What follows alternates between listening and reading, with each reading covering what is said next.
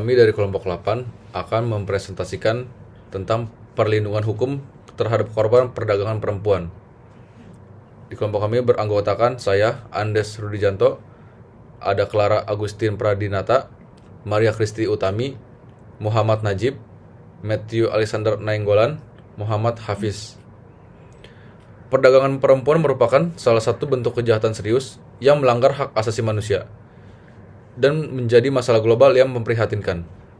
Sebagai respon terhadap masalah ini, negara melalui sistem hukum nasional dan internasional berupaya memberikan perlindungan kepada korban perdagangan perempuan.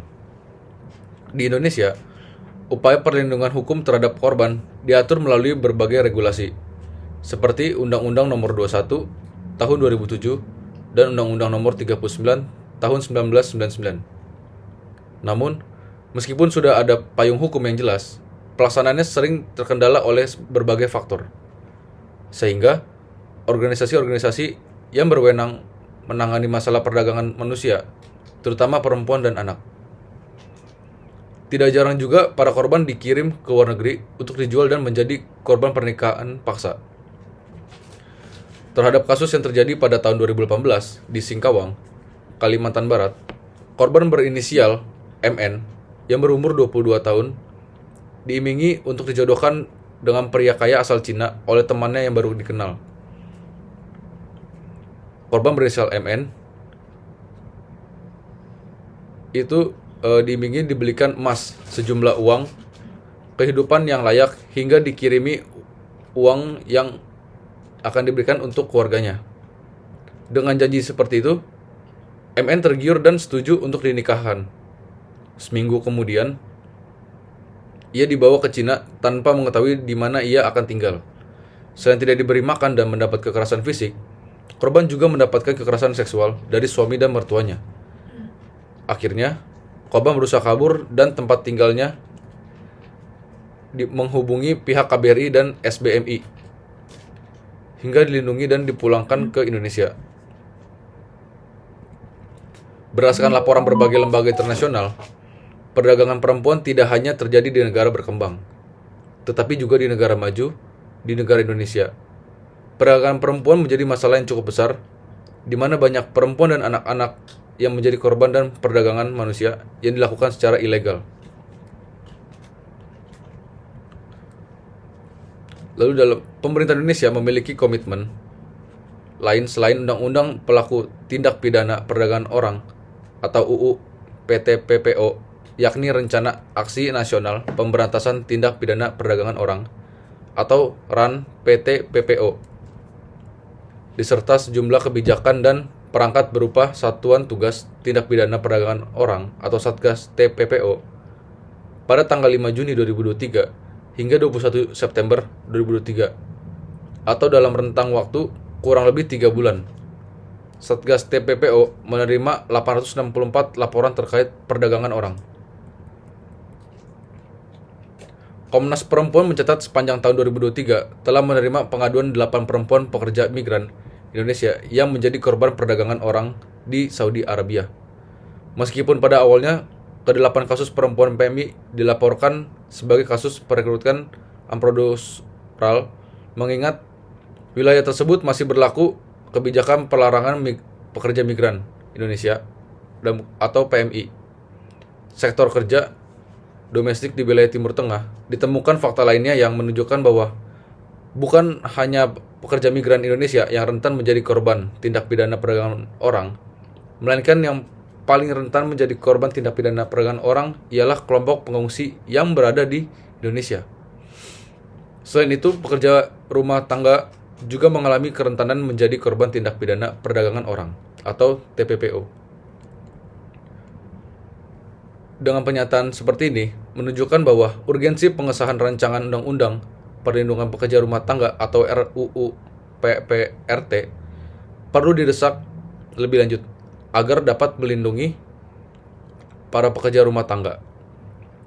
Pasal 14 ayat 7 menetapkan bahwa negara-negara pihak atau dalam kurung ke-10 negara ASEAN anggota ASEAN harus mempertimbangkan untuk tidak meminta pertanggungjawaban korban secara pidana atau administratif atas tindakan yang melanggar hukum yang berkaitan langsung dengan tindak pidana perdagangan orang. Prinsip pasal tersebut juga diperlakukan oleh rencana aksi ASEAN menentang perdagangan orang, terutama perempuan dan anak. Kita masuk pada bagian rumusan masalah yang dimana kita membahas 3 permasalahan di sini. Yang pertama yaitu bagaimana peran pemerintah dalam upaya penanggulangan dan pencegahan penanganan tindak pidana perdagangan orang atau TPPO. Yang kedua, apa sanksi bagi para pelaku tindak pidana perdagangan orang atau TPPO? Dan juga yang terakhir yaitu bagaimana proses perlindungan hukum bagi para korban tindak pidana perdagangan orang atau TPPO dan juga hak yang dimiliki oleh korban. Selanjutnya kita membahas tentang tujuan penelitian. Yang pertama yaitu untuk mengetahui peran dan pemerintah dalam upaya penanggulangan dan juga pencegahan penanganan tindak pidana perdagangan orang atau TPPO.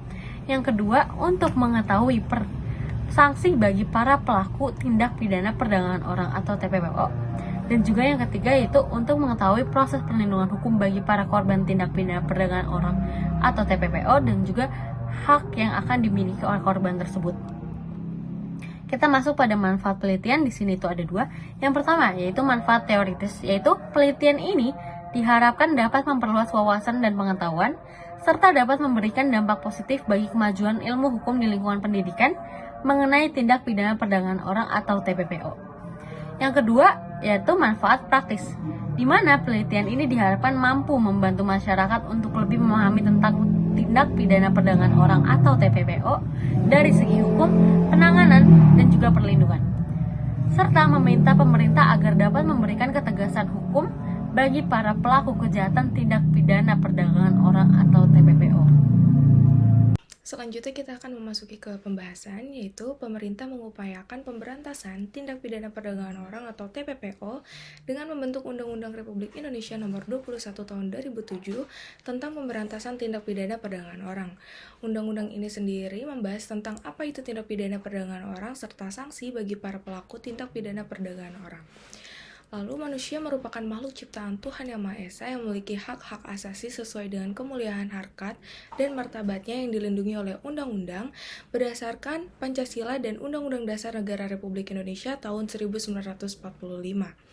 Perdagangan orang khususnya perempuan dan anak merupakan tindakan yang bertentangan dengan harkat dan martabat manusia.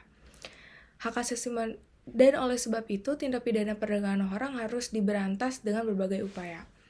Hal ini juga dinyatakan dalam Undang-Undang Pasal 1 Angka 1 Nomor 39 Tahun 1999.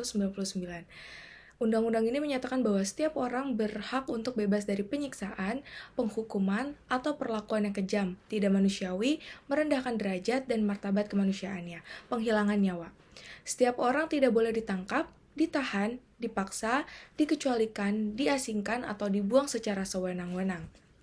Dalam Undang-Undang Nomor 39 Tahun 1999 menyatakan bahwa HAM merupakan seperangkat hak yang melekat pada hakikat dan keberadaan manusia sebagai makhluk Tuhan yang Maha Kuasa, dan anugerahnya sendiri yang wajib dihormati, dijunjung tinggi, dan dilindungi oleh negara, hukum, pemerintah, dan setiap orang demi kehormatan serta perlindungan harkat dan martabat manusia. Selanjutnya saya akan membahas rumusan masalah yang kedua. Unsur-unsur dalam TPPO ialah perekrutan, pengangkutan, penampungan, pengiriman, pemindahan, penerimaan seseorang dengan ancaman kekerasan, penggunaan kekerasan, penculikan, penyekapan, pemalsuan, penipuan, penyalahgunaan kekuasaan atau posisi rentan, penjeratan hutang, atau memberi bayaran atau manfaat walaupun memperoleh persetujuan dari orang yang memegang kendali atas orang lain untuk tujuan mengeksploitasi orang tersebut di wilayah negara Republik Indonesia. Pasal 297 KUHP ini memberikan sanksi yang terlalu ringan dan tidak sepadan dengan dampak yang diderita korban akibat kejahatan perdagangan orang. Oleh karena itu diperlukan undang-undang khusus tentang tindak pidana perdagangan orang yang mampu menyediakan landasan hukum material dan formil sekaligus.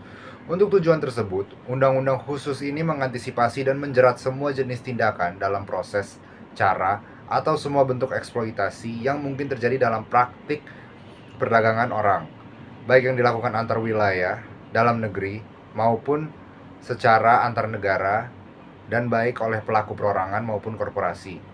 Selanjutnya, untuk pembahasan rumusan masalah yang ketiga, Secara keseluruhan, proses perlindungan hukum bagi korban TPPO adalah sistem yang melibatkan berbagai pihak, mulai dari penyelamatan korban, penyidikan, pemulihan psikologis dan fisik, hingga upaya reintegrasi sosial dan kompensasi. Implementasi yang efektif sangat bergantung pada kolaborasi antara pemerintah, lembaga masyarakat, dan masyarakat internasional, serta komitmen untuk memastikan keadilan bagi korban dan pemberantasan praktik perdagangan orang. Pemberantasan tindak pidana perdagangan orang atau yang sering disebut TPPO yang berbunyi wanita. Peraturan perundang-undangan pasti akan memberikan sanksi bagi para pelanggar hukum.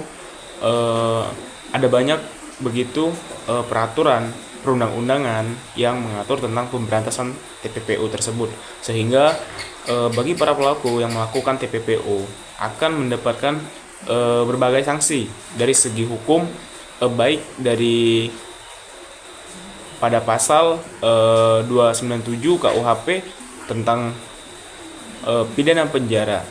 Pasal 2, setiap orang yang melakukan tindakan perdagangan orang itu akan diancam pidana penjara minimal 3 tahun dan maksimal 15 tahun. Namun adalah anak-anak atau yang di bawah umur, pelaku dapat dijatuhi pidana lebih berat. Bukan hanya saja tindak pidana penjara hanya diberikan pidana penjara, namun ada juga tindak pidana denda, di mana si pelaku ini akan diberikan pidana denda yang berbunyi di dalam pasal 2 ayat 2. Selain pidana penjara, pelaku juga akan dikenakan denda berupa uang minimal 120 juta dan maksimal 600 juta. Namun sanksi tindak pidana atau perdagangan orang TPPO yang diatur dalam Undang-Undang Nomor 21 Tahun 2002 di dalam Undang-Undang Nomor 21 Tahun 2007 tentang pemberantasan tindak pidana orang. Namun undang-undang ini memberikan sanksi tegas terhadap pelaku atau tindak pidana perdagangan orang untuk melindungi hak asasi manusia, terutama bagi perempuan dan anak-anak yang sering menjadi korban. Pemberantasan tindak pidana perdagangan orang yang berbunyi perdagangan wanita dan anak laki-laki yang belum dewasa diancam dengan pidana penjara paling lama 6 tahun.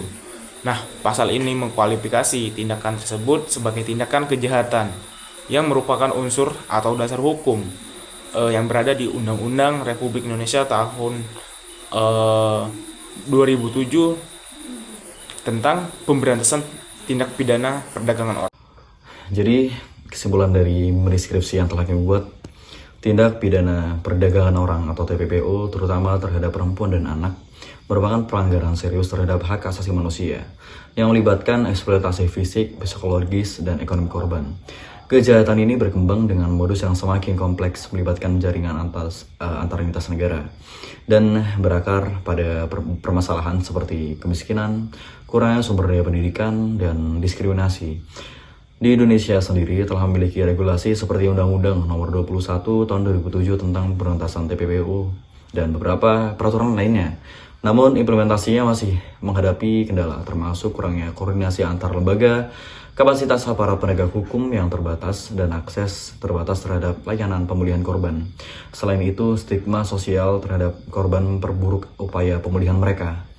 Dalam upaya pencegahan dan pemberantasan TPPO, diperlukan langkah kolaboratif yang melibatkan pemerintah, masyarakat, LSM, serta organisasi internasional. Penegakan hukum yang tegas terhadap pelaku harus disertai dengan perlindungan menyeluruh untuk korban. Untuk termasuk akses ke layanan media, psikologi, hukum dan sosial, dan medis rumah sakit. Selain itu, penting untuk memastikan reintegrasi sosial yang berkelanjutan agar korban dapat kembali menjalani kehidupan dengan martabat. Sekian kesimpulan dari kelompok kami.